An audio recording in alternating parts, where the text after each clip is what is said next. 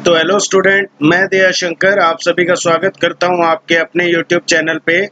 और अपने पढ़ रहे हैं पावर सिस्टम के अंदर अपने एक लेक्चर कवर कर चुके हैं।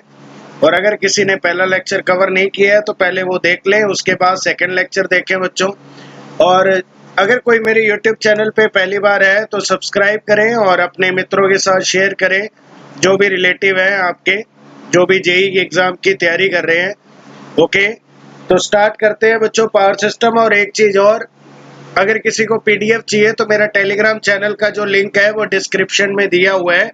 आप टेलीग्राम चैनल को ज्वाइन करें। जैसे ही क्लास होती है तो मैं टेलीग्राम चैनल पे इसकी पीडीएफ डाल देता हूँ, जो भी लेक्चर होता है। ओके, तो टेलीग्राम चैनल को ज्वाइन करें। चलो स्टार्ट करते हैं पावर सिस्टम।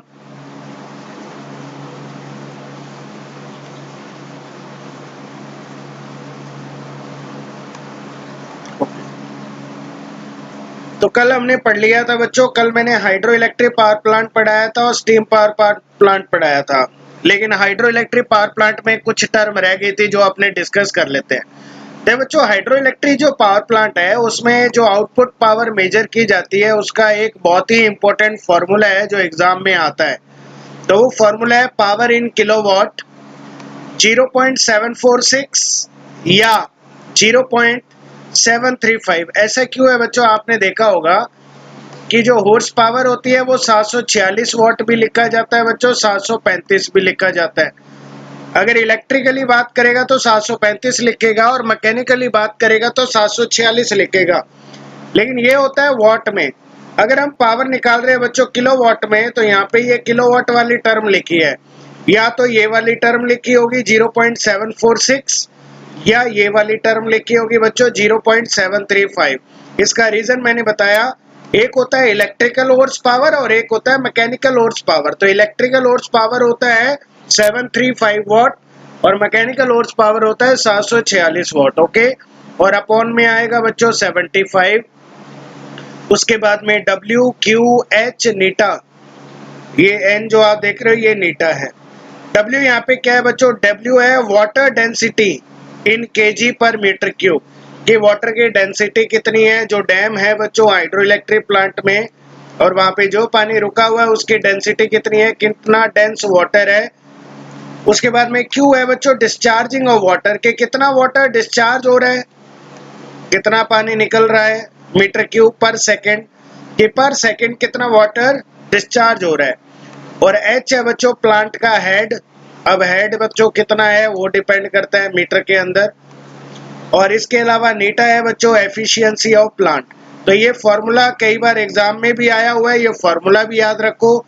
कई बार फॉर्मूले में वो आपको मिलता है 0.746 और कुछ जगह आपको फॉर्मूले में मिलेगा 0.735 WQHN। ठीक है, आओ नेक्स्ट देखते हैं।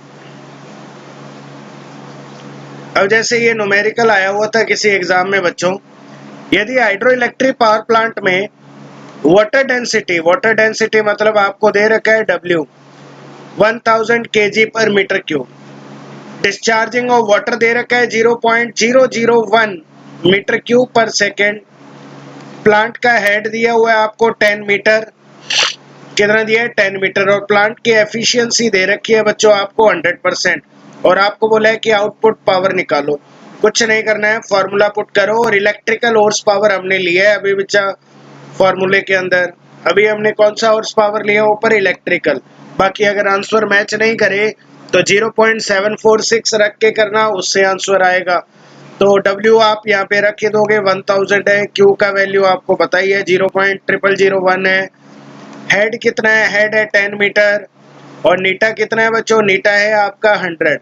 तो ये वैल्यू रखने के बाद आपको जो पावर मिलेगी 0.98 किलोवाट पावर मिलेगी। ओके,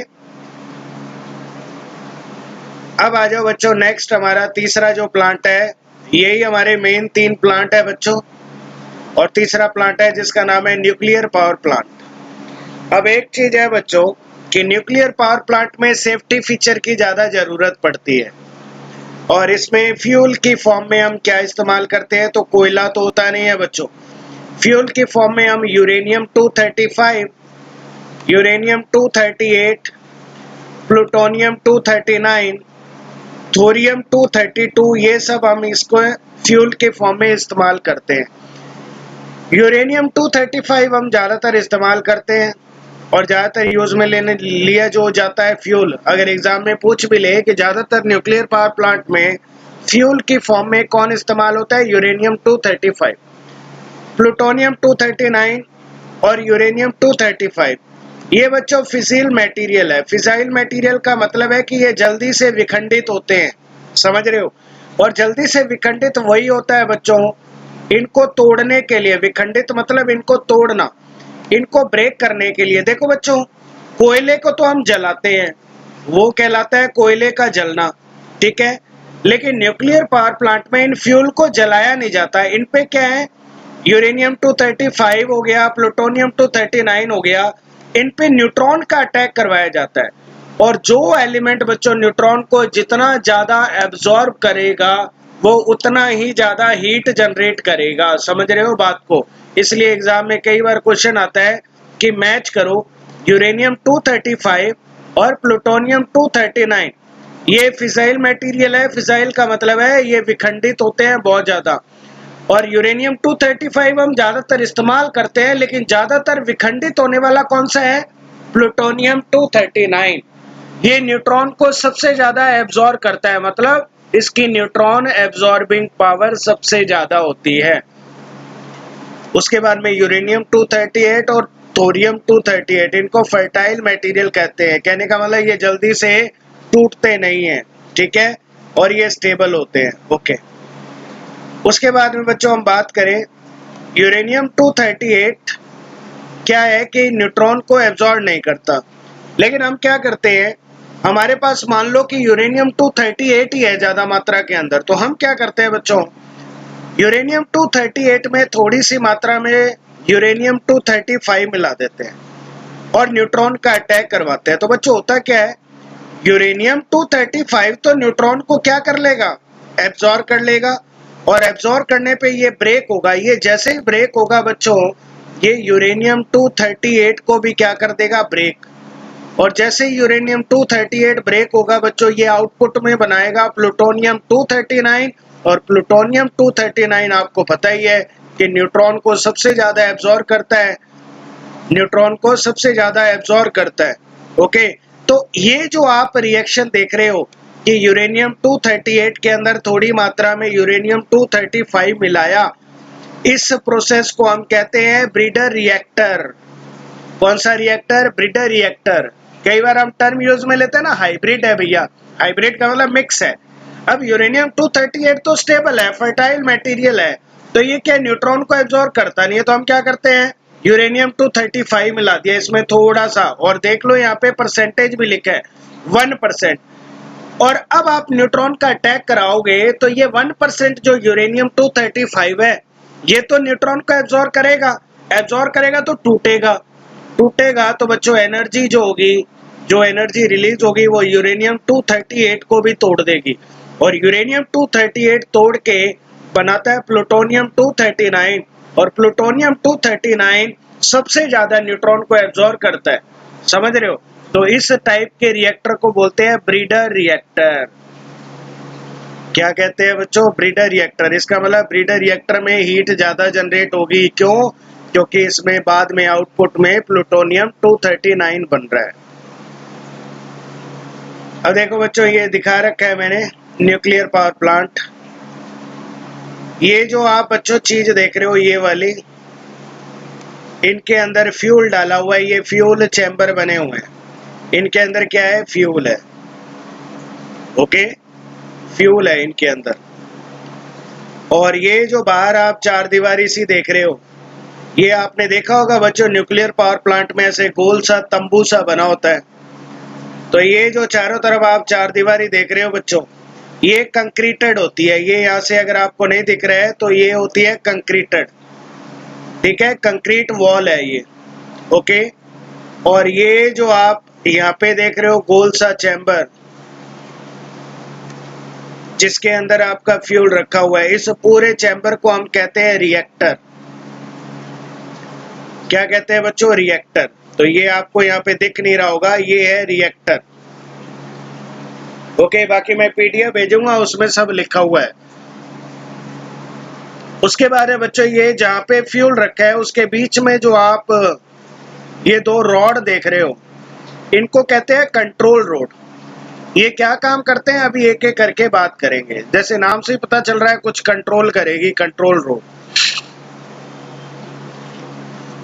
और उसके बाद में यहाँ पे जो आप देख रहे हो बच्चों, ये डॉटेड जो है पानी सा देख रहे हो, ये है कूलेंट। ये क्या है? कूलेंट। अब बच्चों ये है कि जैसे ही आप न्यूट्रॉन का अटैक करवाओगे तो पानी तो है ही इसके अंदर, ये पानी आपका स्टीम बनके सीधा आएगा किसके अंदर? हीट एक्सचेंजर के अंदर। ये हीट एक्सचेंजर है। अब हीट एक्सचेंजर में जैसे ही आएगा तो यहाँ पे क्या होगा, आपकी जो स्टीम है वो हीटअप होके हाई प्रेशर के साथ आगे चली जाएगी और ये हाई प्रेशर स्टीम सीधा जाएगी टरबाइन पे। फिर आगे वाली प्रक्रिया बच्चों वही रहती है, सेम। मैं बताऊंगा नहीं, अल्टरनेटर और वो सब आपको पता ही है। इसमें टर्बो अल्टरनेटर इस्तेमाल होता है, मैंने कल ही बता दिया था। 3000 आरपीएम स्पीड होती है। जैसे बच्चों स्टीम यहाँ पे आएगी, वापस ये कंडेंसर क्या करेगा? स्टीम को कंडेंस करके वापस वाटर कूलिंग टावर में भेज देगा और ये वापस वाटर को क्या करेगा? सर्कुलेट करेगा और यहाँ से होता हुआ फिर आपका वाटर फीड वाटर पंप में जाएगा और ये सीधा पानी आपका कहाँ निकलेगा? इस चैम्बर के अंदर। और यहाँ से ये पानी कोल्ड ठंडा पानी कहाँ जाएगा? रिएक्टर में। फिर यहाँ से ये गर्म होके पानी स्टीम के साथ किस में आएगा? वापस हीट एक्सचेंजर में आएगा और हीट एक्सचेंजर में हाई प्रेशर पे जो स्टीम है वो आगे टरबाइन पे जाएगी और ये साइकिल चलता रहेगा। अब यहाँ पे बात ये आती है बच्चों कंट्रोल रोड। तो कंट्रोल रोड देखो बच्चों, ये एक चीज ध्यान रखना, ये मूव करती है, ये मतलब एक जगह नहीं रहती। आपने देखा कि ये इन चैम्बर के बीच में है। तो स्टार्टिंग में जब फ्यूल को बर्न किया जाता है, बर्न करने का मतलब न्यूट्रॉन का अटैक करवाया जाता है, तो ये जो कंट्रोल रोड है ये रिएक्टर से बाहर होती है, रिएक्टर से बाहर होती है। लेकिन उसके बाद में जब रिएक्शन स्टार्ट हो जाती है बच्चों, तो हमारा टारगेट क्या होता है कि इस रिएक्टर के अंदर जो रिएक्शन है बच्चों वो कंट्रोल्ड होनी चाहिए। मतलब इससे जो जनरेट होगी अल्फा बीटा गामा रे और इसके अलावा जो हीट जनरेट होगी वो बहुत ज्यादा नहीं होनी चाहिए, बहुत ज्यादा प्रेशर नहीं होना चाहिए। तो उस सब को कम करने के लिए हम कंट्रोल रोड का इस्तेमाल भी करते हैं, कूलेंट भी इस्तेमाल करते हैं। समझ रहे हो बात को? क्योंकि अगर बच्चों यहाँ पे रिएक्शन कंट्रोल नहीं हुई तो रिएक्टर कभी भी फट सकता है और इसके आसपास जो भी लेबर काम करने वाली है, जो भी दिहाड़ियां हैं, ठीक है, ये जो भी दिहाड़ियां इसके चारों तरफ है, इन पे असर पड़ता है ना। और अगर ये फट गया तो खाली दिहाड़ियों पे असर नहीं पड़ेगा, आसपास की जनता पे भी असर पड़ेगा। समझ रहे हो? तो एक चीज और निकल के आई यहाँ पे, कई बार एग्जाम में क्वेश्चन आता है कि न्यूक्लियर रिएक्टर के अंदर जो अभिक्रिया होती है वो कौन सी अभिक्रिया होती है? तो कंट्रोल्ड रिएक्शन होती है।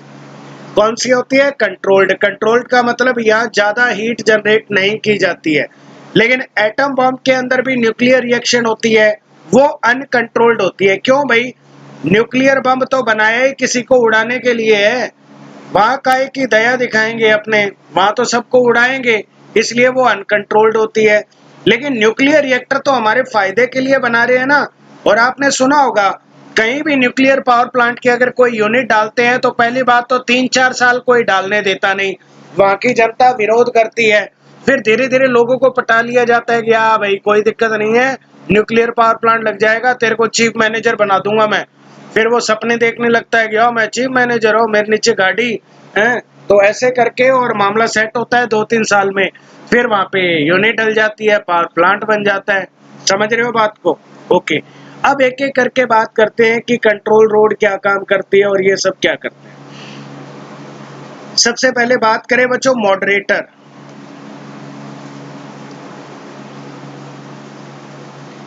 मॉडरेटर रिएक्टर मतलब बच्चों वो रिएक्टर जिसमें रिएक्शन कंट्रोल्ड होती है, उन्हें हम कहते हैं मॉडरेटर। तो मॉडरेटर रिएक्टर में क्या होता है बच्चों, यूरेनियम 235 आपने मिलाया और ये एक टाइप का स्लो रिएक्टर होता है, मतलब कंट्रोल्ड रिएक्शन चलती है। आजकल सबसे ज्यादा मॉडरेटर रिएक्टर ही इस्तेमाल किया जा रहा है। ठीक है, अब देखो बच्चों, आपने फ्यूल की फॉर्म में यूरेनियम 235 लिया, अब इसको चलाने के लिए आपने न्यूट्रॉन का अटैक किया।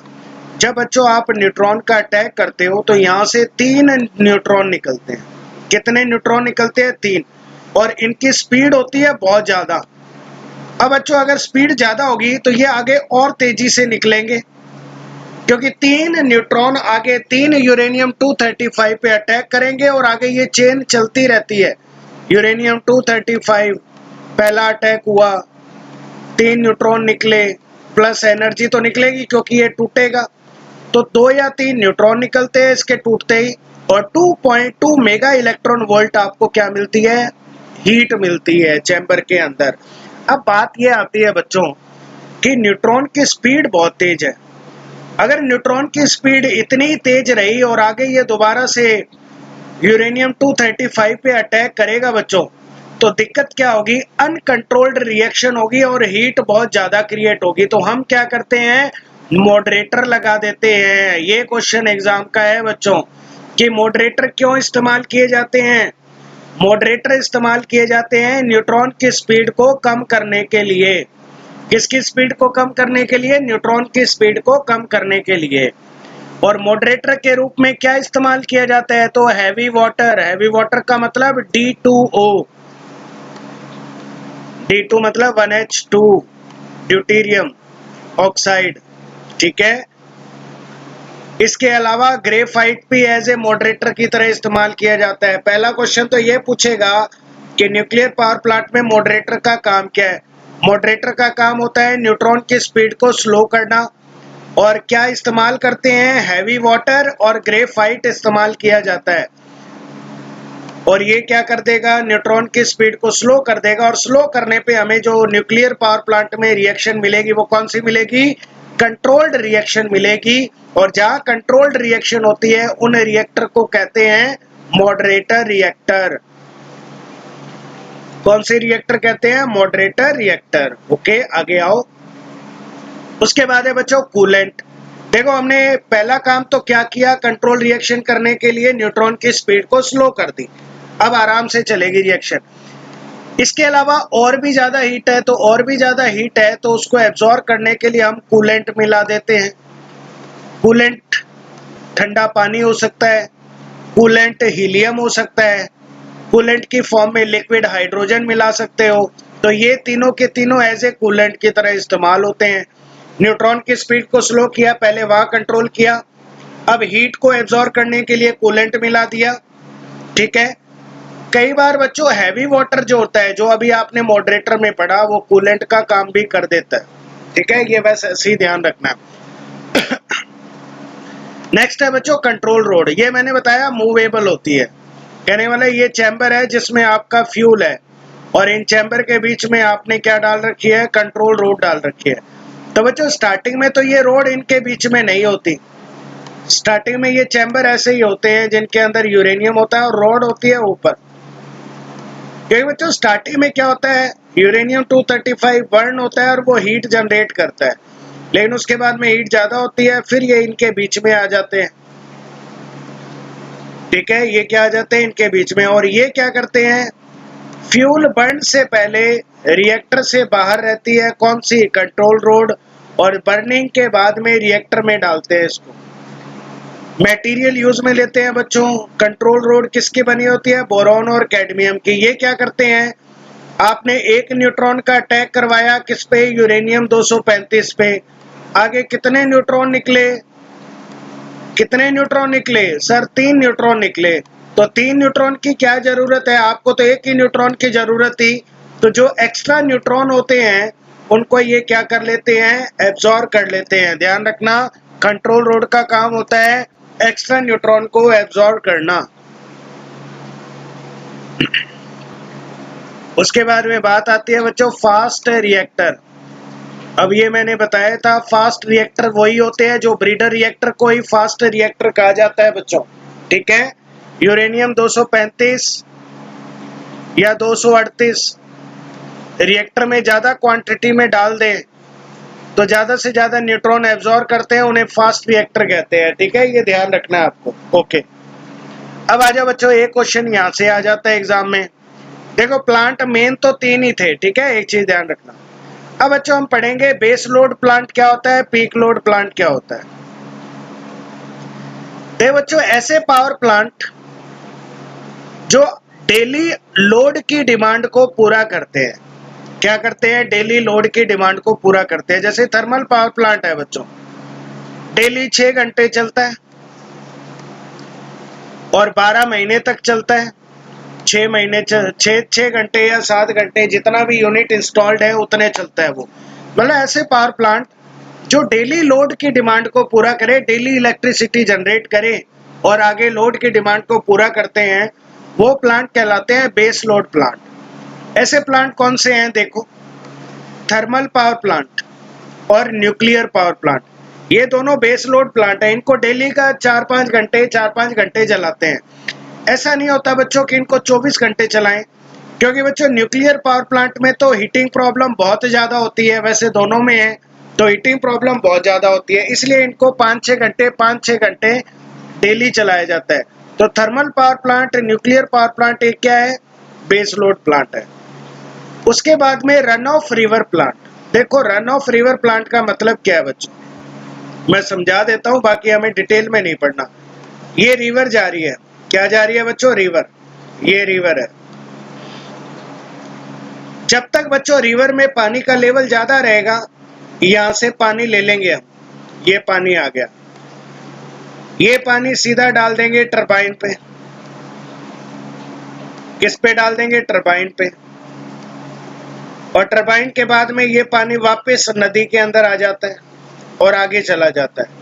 इसको कहते हैं रन ऑफ रिवर प्लांट। इसका मतलब रिवर से पानी आया और यहां से टरबाइन पे डाला, टरबाइन अल्टरनेटर में रोटर को घुमाएगी और इलेक्ट्रिसिटी जनरेट होगी, समझ रहे हो। ये पावर प्लांट होता है run of river power plant. इसका मतलब जब तक पानी आता रहेगा तब तक इलेक्ट्रिसिटी जनरेट करता रहेगा, तो ये भी बेस लोड प्लांट है। हाइड्रो इलेक्ट्रिक पावर प्लांट, अब इसमें थोड़ा ध्यान दे बच्चों। हाइड्रो इलेक्ट्रिक पावर प्लांट के 2 केस हैं। अगर बच्चों बारिश का सीजन है, बारिश के सीजन में आपको पता है कि नदियों में पानी बहुत ज्यादा होता है, खूब पानी होता है। देखो ये तो लोकल तरीका है बच्चों, ज्यादा बड़े लेवल पे नहीं करता है, एक लोकल तरीका है। एग्जाम में एग्जाम्पल पूछे जाते हैं इसलिए मैंने लिखा है। अगर बच्चों रेनी सीजन है तो नदी में पानी का लेवल ज्यादा होगा और डैम के पीछे पानी भी ज्यादा होगा। पानी ज्यादा होगा तो बच्चों हम उसको यूटिलाइज करेंगे, डेली का यूटिलाइज करेंगे। तो रेनी सीजन के अंदर तो हाइड्रो इलेक्ट्रिक प्लांट जो है वो बेस लोड की तरह काम करता है। लेकिन ड्राई सीजन की अगर बात करें बच्चों, ड्राई सीजन में लेवल कम हो जाएगा, पानी का लेवल कम हो जाएगा। तो पानी का लेवल कम हो जाएगा तो हम उसको इमरजेंसी में इस्तेमाल करेंगे, मतलब पानी हम डैम के पीछे रोक के रखेंगे। और जब हमें इमरजेंसी होगी, अब इमरजेंसी कैसे होगी, जैसे आपको पता है कि दिवाली है, तो दिवाली पे आपको पता है लोड बढ़ जाता है, मार्केट के अंदर इलेक्ट्रिसिटी वगैरह लेट नाइट तक ऑन रहती है और लाइट जानी नहीं चाहिए, है ना। तो जब लोड की डिमांड बढ़ जाए तो उसे इमरजेंसी कहते हैं। और लोड की डिमांड कब बढ़ती है बच्चों, जैसे मैंने एग्जांपल दिया, दिवाली के टाइम पे लोड की डिमांड ज्यादा रहती है, तो उस टाइम पे आपका हाइड्रो इलेक्ट्रिक प्लांट जो इमरजेंसी में काम करेगा। क्यों, पानी का लेवल ज्यादा नहीं है तो इमरजेंसी में चलाएंगे। लेकिन अगर बारिश हो रही है, पानी का लेवल अच्छा है, तो हम डेली का इसको चला देंगे 5-6 घंटे, तब ये बेस लोड की तरह काम करता है। और ड्राई सीजन के अंदर ये पीक लोड की तरह काम करता है, समझ रहे हो कहानी। इसका मतलब बेस लोड बच्चों वो प्लांट होते हैं जो डेली हमारी डिमांड को पूरा करे, लोड की डिमांड को पूरा करे। Thermal power plant base load plant है, nuclear power plant base load plant है। इनका जो अमाउंट है वो फ्यूल पे डिपेंड करता है, पानी ज्यादा चाहिए नहीं इनमें। रन ऑफ रिवर प्लांट इसमें मैंने बता दिया ये तो एक लोकल तरीका है, बड़े लेवल पे इलेक्ट्रिसिटी जनरेट नहीं होती। रिवर से पानी आया, पानी को यूटिलाइज किया, शाफ्ट पे गिराया, टरबाइन रोटेट हुई और टरबाइन से पानी गिरने के बाद वापस नदी में चला जाता है। पानी वापस नदी में चला जाता है। ओके। और हाइड्रो इलेक्ट्रिक में आपको पता है पानी यहाँ रोक लिया जाता है बच्चों, और उस पानी को खेती बाड़ी के लिए इस्तेमाल करते हैं, लेकिन इसमें पानी को रोका नहीं जाता, वापस नदी में चला जाता है। ओके। हाइड्रो इलेक्ट्रिक प्लांट मैंने बोला रेनी सीजन के अंदर तो बेस लोड की तरह काम करेगा, क्योंकि पानी का लेवल डैम के पीछे ज्यादा होगा और हमें यह भी खतरा रहता है कि ज्यादा पानी और हो गया तो डैम फट भी सकता है, इसलिए डेली इस्तेमाल करते हैं। और पीक लोड में, ड्राई सीजन में पीक लोड की तरह काम करता है। तो हाइड्रो इलेक्ट्रिक प्लांट ऐसा है जो बेस लोड का काम भी करेगा, पीक लोड का काम भी करेगा। इसके अलावा पंप स्टोरेज प्लांट, ये इंपॉर्टेंट है बच्चों। इसका ना एक छोटा सा क्वेश्चन आता है, देखो ये जो कहानी नीचे लिखी है बच्चों, ये आप घर पे पढ़ लेना, मैं समझा देता हूं। देखो पंप स्टोरेज का मतलब क्या है। देखो बच्चों हम क्या करते हैं, जैसे यहां से पानी आया, मान लो कहीं से नहर से पानी आ गया, हमने क्या है पानी को स्टोर कर लिया एक जगह, एक डिग्गी बना ली, बड़े लेवल पे तो नहीं होगा, एक डिग्गी बना ली, पानी स्टोर कर लिया। अब ये यहां से हम पानी को यूटिलाइज कर रहे हैं और टरबाइन पे डाल रहे हैं।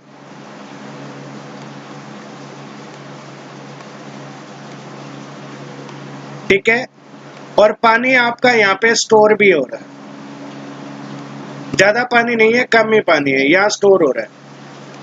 तो जब आप इलेक्ट्रिसिटी के लिए काम में ले रहे हो तब तो बच्चों यहां से पानी ले रहे हो आप, तो ये आपका टरबाइन इलेक्ट्रिसिटी जनरेट करेगा। लेकिन बच्चों अब बात क्या है, ये जो पानी इकट्ठा हुआ है, जब आप इलेक्ट्रिसिटी जनरेट नहीं करते तो इसी पानी को आप वापस ऊपर चढ़ा देते हो टंकी के अंदर। इसीलिए बच्चों आपका जो टरबाइन है वो पंप की तरह भी काम कर रहा है। मतलब जब इलेक्ट्रिसिटी जनरेट कर रहे हो तो टरबाइन की तरह चल रहा है और इलेक्ट्रिसिटी जनरेट कर रहा है। जब इलेक्ट्रिसिटी जनरेट नहीं कर रहे तो आप क्या करते हो, इस पानी को वापस ऊपर चढ़ा देते हो। समझ रहे हो बात को, फिर इस पानी को यूज में ले लेते हो, फिर ऊपर चढ़ा देते हो। तो ऐसे पावर प्लांट को कहते हैं पंप स्टोरेज प्लांट। समझ गए। तो pump storage plant supply demand को पूरा करते समय पंप जनरेटर की तरह वर्क करता है। भाई जब आप डिमांड पूरा करते हो, भाई इलेक्ट्रिसिटी जनरेट करते हो, तब तो ये जो आपका पंप है, ये जो पंप है बच्चों, ये किसकी तरह काम करेगा, जनरेटर की तरह इलेक्ट्रिसिटी जनरेट करेगा। और पीक डिमांड पूरी हो जाने के बाद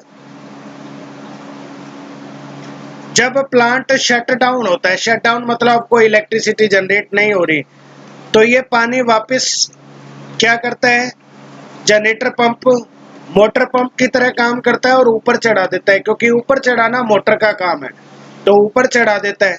इसीलिए ध्यान रखना पंप स्टोरेज प्लांट ही क्या है, आपका एक टाइप का बेस लोड प्लांट है। ये पीक डिमांड नहीं है, यहाँ पे लोड डिमांड है। ठीक है, ये थोड़ा ध्यान रखना, लोड डिमांड पूरी हो जाने के बाद। समझ गए कहानी। तो पंप स्टोरेज प्लांट हो गया, थर्मल पावर प्लांट हो गया, न्यूक्लियर पावर प्लांट हो गया, run of river power plant हो गया, ये सारे क्या है, बेस लोड पावर प्लांट है। और चौथा हाइड्रो इलेक्ट्रिक पावर प्लांट है, वो रेनी सीजन के अंदर तो बेस लोड की तरह काम करता है और ड्राई सीजन के अंदर वो पीक लोड की तरह काम करता है। Okay next. अब बच्चों पीक लोड प्लांट मैंने बता दिया, ऐसे प्लांट जो इमरजेंसी में काम आए, इमरजेंसी में लोड की डिमांड को पूरा करें, वो पीक लोड प्लांट कहलाते हैं।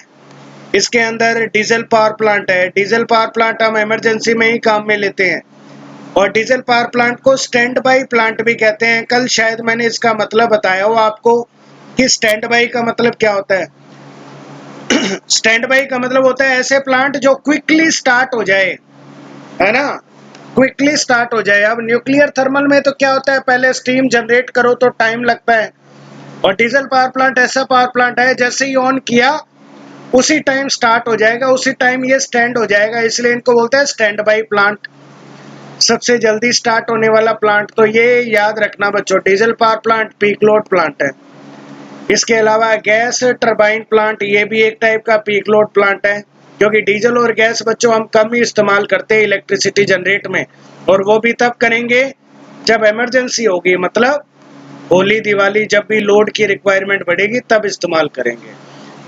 अब आपको पता है आईपीएल हो रहा है, मान लो कि जयपुर के अंदर आईपीएल हो रहा है, तो आपको पता है अचानक से लोड की डिमांड बढ़ गई, तो इनमें से कोई एक आधा प्लांट चला दिया वहां पे। समझ गए कहानी? ओके, अब आ जाओ बच्चों नेक्स्ट। अब तो हमने पावर प्लांट पढ़ लिए हैं सारे, बेस लोड पीक लोड पढ़ लिए हैं, ठीक है। अब देखो बच्चों ध्यान से पढ़ें, आगे वाली जो चीज है 100% क्वेश्चन आना है यहाँ से। सबसे पहले बात करते हैं बच्चों लोड कर्व की। ये लोड कर्व होता क्या है? भाई आप पूरा दिन आपके घर की बात कर लो, कितना लोड चला रहे हो, किस टाइम क्या चला रहे हो, ठीक है। भाई मान लो दोपहर के अंदर कूलर चल रहा है, गर्मी ज्यादा पड़ रही है, रात को लाइट ऑन है, पंखा ऑन है, कूलर ऑन है, फ्रिज ऑन है ना, तो हमारा लोड चेंज होता रहता है। इसका मतलब टाइम के साथ, पहला क्वेश्चन, अब देखो मैं क्वेश्चन भी बताता जाऊंगा। पहला क्वेश्चन ये पूछेगा कि लोड कर्व किसके बीच में बनता है, तो लोड कर्व बनता है पावर और टाइम के बीच में। अब टाइम बच्चों ईयरली भी हो सकता है, ये चीज आप ध्यान रखना, लेकिन यहाँ पे लिखा जाएगा घंटों में, ठीक है। अब जैसे मान लो ईयरली है तो घंटों में बदलना है उसको, तो 365 दिन है और एक दिन में 24 घंटे होते हैं, तो मल्टीप्लाई करके आप आराम से बदल लोगे। तो पहला क्वेश्चन लोड कर्व पावर और टाइम के बीच में बनता है, पहला क्लियर, ओके। ये भी क्वेश्चन आ जाता है कि लोड कर्व का ग्राफ जो है वो कैसा होता है, तो एक बात तो ये कैसी शेप है भैया, ये रेक्टेंगुलर शेप है, तो ध्यान रखना लोड कर्व जो होता है वो रेक्टेंगुलर शेप का होता है, ठीक है, ओके। अब जैसे बच्चों मैंने ये लोड कर्व दिखा रखा है, ऐसे ही एग्जांपल के तौर पे लिया, हमें आगे चीजें समझनी है। स्टार्टिंग के 10 घंटे में जो लोड जा रहा है वो 5 किलोवाट जा रहा है, फिर 10 से 12 की अगर बात करें, भाई 10 से 12 के बीच में 10 किलोवाट का लोड कंज्यूम हो रहा है, फिर 12 से 24 घंटों के बीच में बात करें तो 15 किलोवाट का लोड कंज्यूम हो रहा है। इसका मतलब बच्चों आप ग्राफ को देख के ये बता सकते हो कि किस टाइम पे कितना पावर कंज्यूम हुआ है, कितना पावर यूज किया है, ठीक है। अब सुनो इधर, लोड कर्व से हमें क्या क्या इंफॉर्मेशन मिलती है। एक तो बच्चों लोड कर्व से आप टोटल एनर्जी कैलकुलेट कर सकते हो, भाई आपको पावर पता है, टाइम पता है, तो एनर्जी क्या होती है, पावर इनटू टाइम होती है। तो पहला पॉइंट तो ये कि लोड कर्व से हमें टोटल एनर्जी कैलकुलेट कर सकते हैं। अब मान लो कि यहाँ पे टोटल एनर्जी कितनी है भैया, बोलो, यहाँ पे टोटल एनर्जी कितनी है, यहाँ पे टोटल एनर्जी है, पावर है 5 किलोवाट और टाइम है 10 घंटे, तो कहने का मतलब 5 इंटू 10 कितना हो गया, 50। फिर बच्चों यहाँ पे 10 से 12 के बीच में कितने घंटे हो गए, 2 घंटे हो गए। ये 10 से 12 के बीच में 2 घंटे, 2 घंटे में कितना पावर है, 10 किलोवाट, तो कितना हो गया, 20, 10 गुणा 2 20। फिर बच्चों 12 से 24 के बीच में 15 किलोवाट है, 12 से 24 के बीच में मतलब 12 घंटे हो गए और 15 किलोवाट है, तो टोटल आपने 250 किलोवाट एनर्जी कंज्यूम की। मतलब आप एनर्जी बता सकते हो, मतलब 250 यूनिट दिन में जा रही है। इसका मतलब लोड कर्व से आप ये बता सकते हो कि दिन में कितनी एनर्जी ले रहा है वो, ठीक है, ओके। दूसरा पॉइंट है बच्चों मैक्सिमम पावर डिमांड की इंफॉर्मेशन देता है। देखो आपको ये पता चल जाएगा कि मैक्सिमम पावर की डिमांड कब आई, तो बच्चों मैक्सिमम पावर की डिमांड कितनी है, 15 किलोवाट, इससे ज्यादा नहीं है। इसका मतलब मैक्सिमम पावर डिमांड की इंफॉर्मेशन मिल जाती है, कितना है पी मैक्सिमम, 15 किलोवाट, ओके। चलो नेक्स्ट देखो और क्या इंफॉर्मेशन मिलती है। लोड कर्व से एवरेज पावर की इंफॉर्मेशन निकल जाती है। देखो बच्चों एवरेज निकालने का एक ही तरीका होता है, एरिया अपॉन टाइम, और टाइम आपको पता ही है 24 घंटे है जो ग्राफ दे रखा है। और एरिया बच्चों आप अलग अलग निकाल ही लो। इसका एरिया क्या होगा, आधार गुणा ऊंचाई, क्योंकि रेक्टेंगुलर है मतलब एक आयत है, तो ये जो आपने चीज निकाली 50, फिर बच्चों 10 गुणा 2, इसका एरिया क्या आएगा 10 गुणा 2 20, फिर इसका एरिया क्या आएगा 15 गुणा 12। तो ये सारा एरिया कैलकुलेट किया हुआ है आपने, कितना है 250 किलोवाट आवर।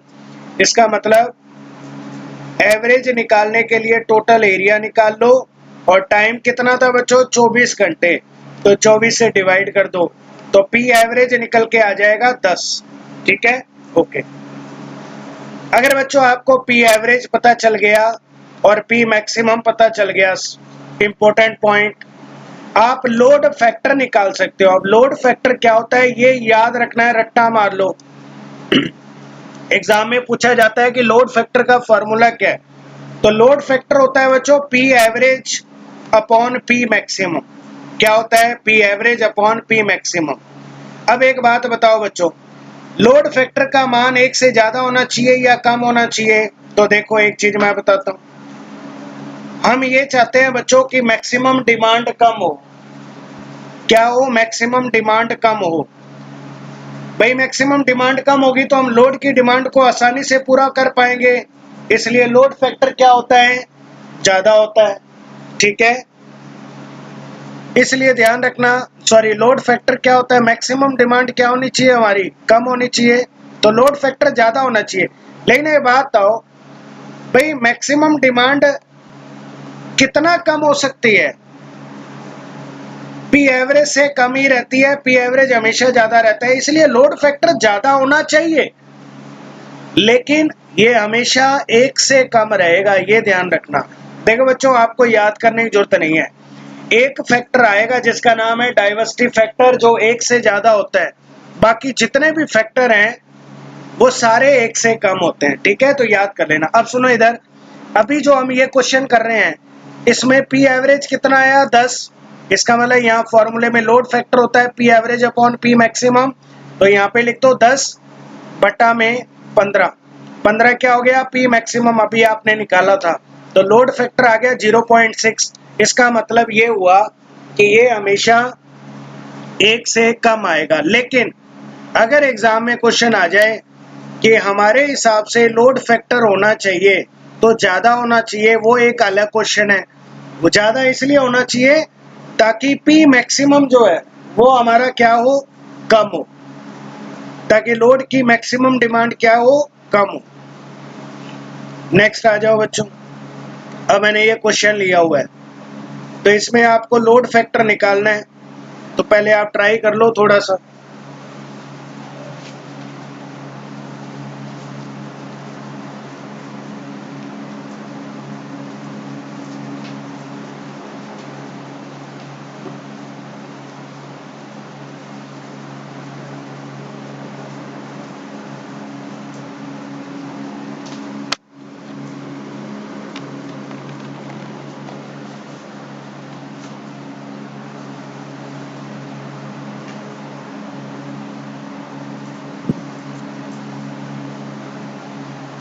तो इसके अंदर अगर बच्चों लोड फैक्टर देखें तो लोड फैक्टर निकालने का फॉर्मूला आपको पता ही है, P average upon P maximum. तो पी एवरेज कैलकुलेट करो पी मैक्सिमम, तो मैक्सिमम तो आप देख ही रहे हो बच्चों, मैक्सिमम कितना आ रहा है 100 किलोवाट, तो पी मैक्सिमम तो पता चल गया। अब निकालना है पी एवरेज, तो यहाँ थोड़ा ध्यान दे बच्चों, पी एवरेज निकालने के लिए पहले तो ये मान लो एरिया 1, ये पूरा यहाँ तक का एरिया कैलकुलेट करो, यहाँ तक का एरिया होगा 100 इंटू 100, 100 इंटू 100। फिर बच्चों यहाँ तक का एरिया कैलकुलेट करो, यहाँ तक का एरिया, ये ट्राइंगल बन गया, ट्राइंगल का एरिया निकालना आपको आता ही है A2। और फिर बच्चों ये वाला एरिया कैलकुलेट करो A3, तो ये दोनों एरिया कैलकुलेट करेंगे। A2 कितना आएगा बच्चों, एक बात आओ, ये गैप कितना है, ये 8760 है, तो इसमें से 100 घटा दो तो 8660, तो ये तो हो गया 8660,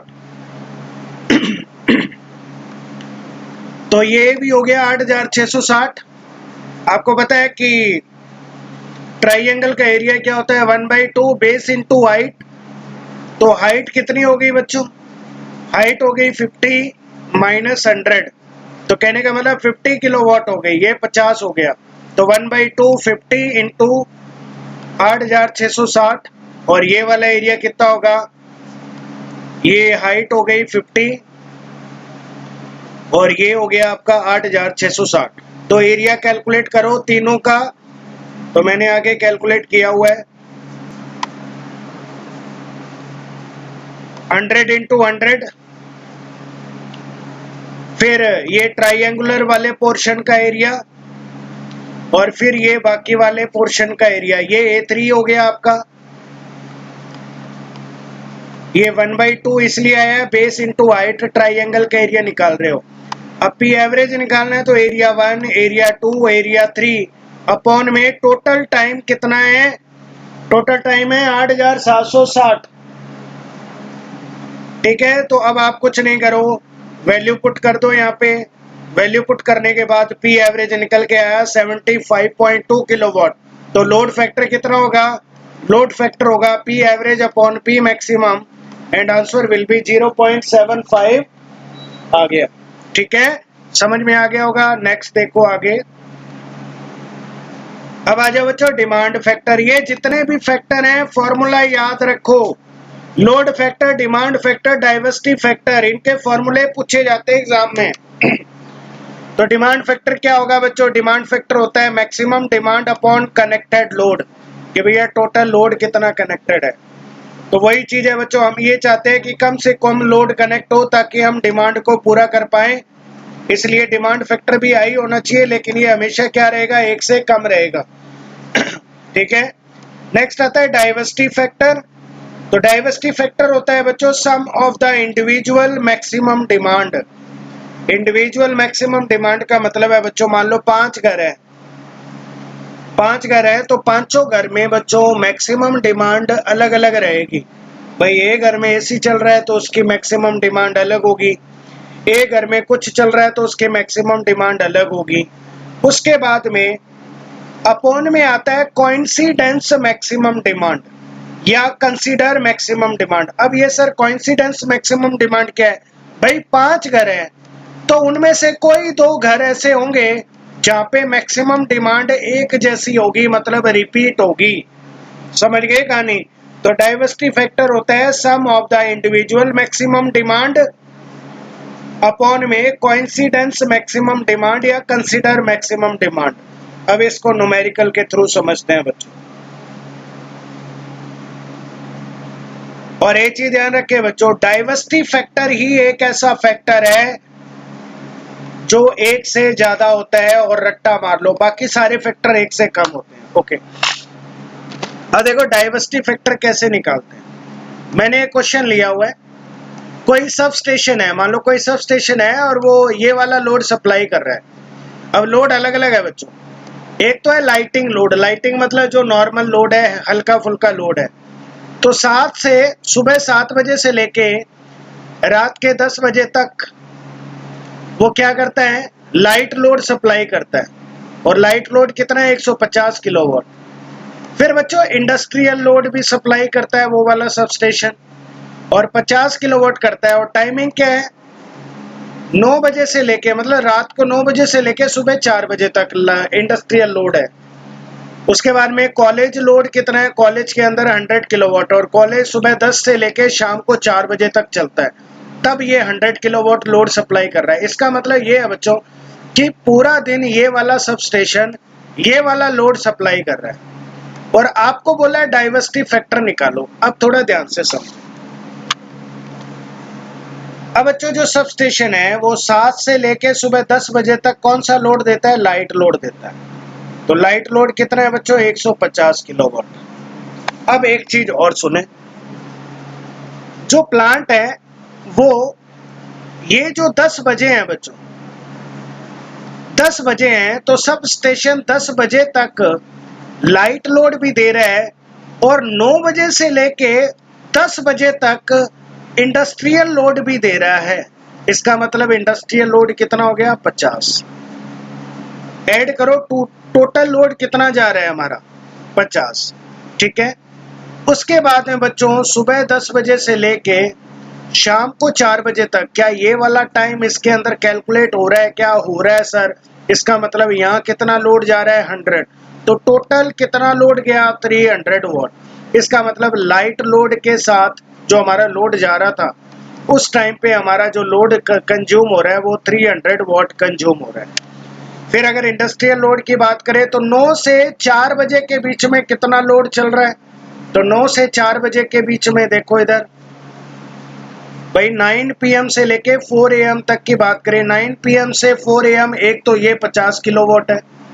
इसके अलावा देखो इन दोनों में से कोई टाइम है जो इनके बीच में आ रहा है, तो आप बोलोगे सर ये वाला टाइम आ रहा है 1 घंटा आ रहा है, क्योंकि 9 बजे से लेके 10 बजे तक 1 घंटा आ रहा है तो 150। क्या 10 AM से लेके 4 PM वाला टाइम इसमें आ रहा है? नहीं आ रहा। इसका मतलब ये 200 किलोवाट लोड हो गया। ठीक है। अब सुनो इधर आगे, कॉलेज लोड मतलब, अब कॉलेज लोड का टाइम क्या है? 10 से 4 PM है, तो 10 से 4 PM में कितना लोड कंज्यूम हो रहा है? तो 10 से 4 PM में एक तो ये 100 किलोवाट है। इसके अलावा देखो 10 से 4 PM, 10 AM से 4 PM के बीच में इनमें से कोई टाइम आ रहा है क्या? इनमें से कोई टाइम कंज्यूम हो रहा है? 10 AM से 4 PM, तो 10 AM से 4 PM में ये लाइट लोड आ रहा है। इसका मतलब 10 AM से 4 PM में 250 किलोवाट लोड जा रहा है। इसका मतलब ये है कि ये अलग अलग हमने लोड देखा, इंडिविजुअल मैक्सिमम डिमांड चेक की कि भाई लाइट लोड के केस में इंडिविजुअल मैक्सिमम डिमांड 300 है, इंडस्ट्रियल लोड में इंडिविजुअल मैक्सिमम डिमांड 200 है, और कॉलेज टाइम में individual maximum demand sub station पे 250 है। समझ गए कहानी? भाई सब स्टेशन मैक्सिमम डिमांड से कब अफेक्टेड हो रहा है? तो एक तो इस केस में हो रहा है, सबसे ज्यादा इसी केस में हो रहा है, और इस केस में कितना हो रहा है 300। इसका मतलब आपकी कंसीडर मैक्सिमम डिमांड, अब इनमें कोई कोइंसिडेंस तो हो नहीं रहा, मतलब एक जैसा तो है नहीं, तो अब आप लेते हो कंसीडर मैक्सिमम डिमांड। इसका मतलब कंसीडर मैक्सिमम डिमांड है 300, और इंडिविजुअल मैक्सिमम डिमांड का सम, मतलब इन सब का क्या कर दो, सम कर दो, तो 750 बटा 300, तो डाइवर्सिटी फैक्टर कितना आ गया बच्चों 2.5। कितना आ गया 2.5। ओके। नेक्स्ट है बच्चों प्लांट कैपेसिटी फैक्टर। तो प्लांट कैपेसिटी फैक्टर होता है बच्चों पी एवरेज अपॉन में प्लांट की कैपेसिटी। ठीक है, ये फॉर्मूले हैं। नेक्स्ट है बच्चों प्लांट यूज फैक्टर या प्लांट यूटिलाइजेशन फैक्टर। तो ये होता है P maximum upon plant capacity. आप थोड़ा ध्यान दे इधर,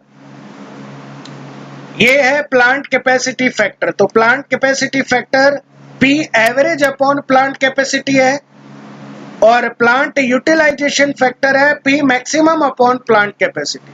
ठीक है। अब देखो मैं यहां से ना एक इंपॉर्टेंट रिलेशन निकाल रहा हूं जो एग्जाम में पूछा जाता है, और रिलेशन ये है कि प्लांट कैपेसिटी फैक्टर होता है load factor into plant use factor. तो कुछ नहीं करना, प्लांट कैपेसिटी फैक्टर क्या था बच्चों, P average upon plant capacity. अब लोड फैक्टर आप सब लोगों को पता ही है, P average upon P maximum होता है। ठीक है।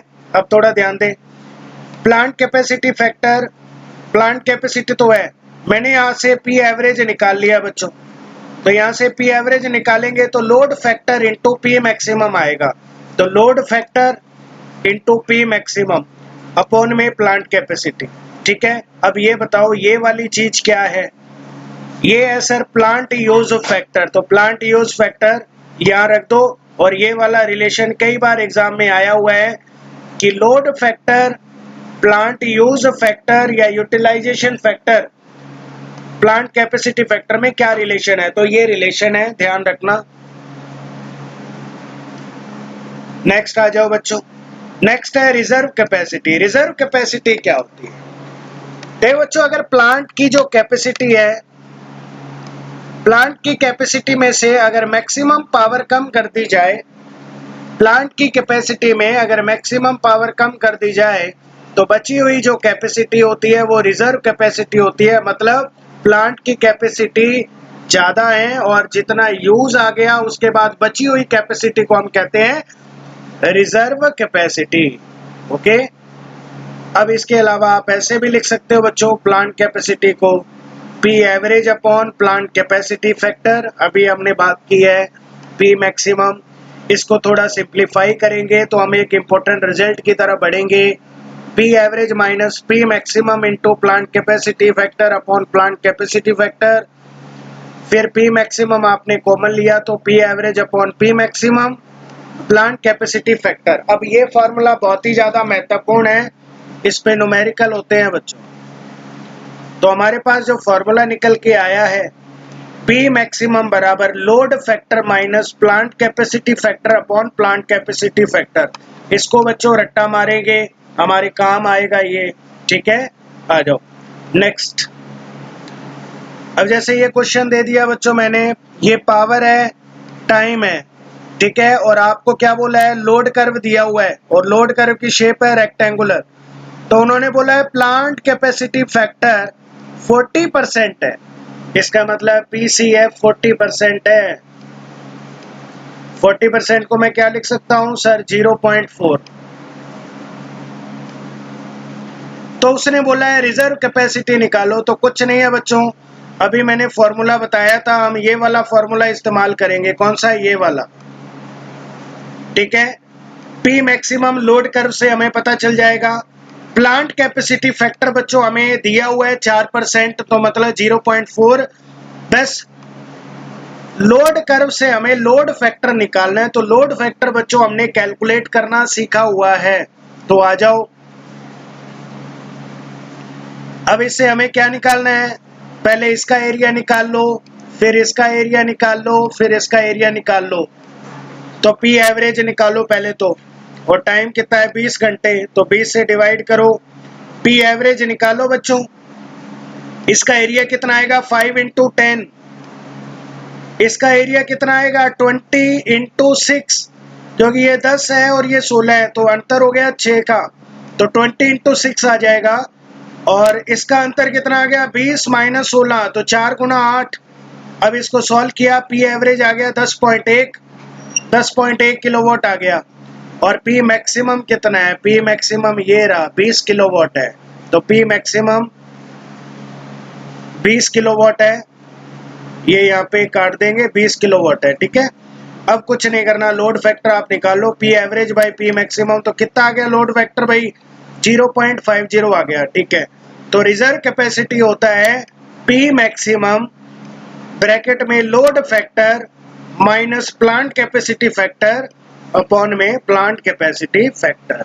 ओके, तो रिजर्व कैपेसिटी का ये फॉर्मूला रट्टा मार ले बच्चों। ये फॉर्मूला जो है हमारा, और भी तरीका है, और तरीका जो है वो रिजर्व कैपेसिटी का बड़ा हो जाएगा बच्चों। ये तरीका आसान है, इसलिए ये फॉर्मूला मैंने आपको बताया है। ठीक है,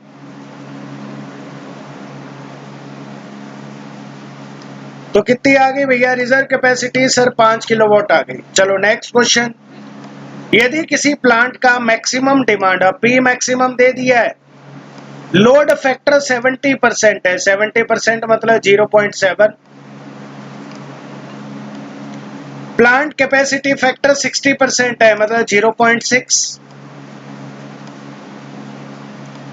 तो इस प्लांट की रिजर्व कैपेसिटी ज्ञात करो। तो रिजर्व कैपेसिटी क्या आएगी बच्चों, P maximum load factor minus plant capacity factor upon plant capacity factor, तो ये आएगा 16.6 किलोवाट। ओके,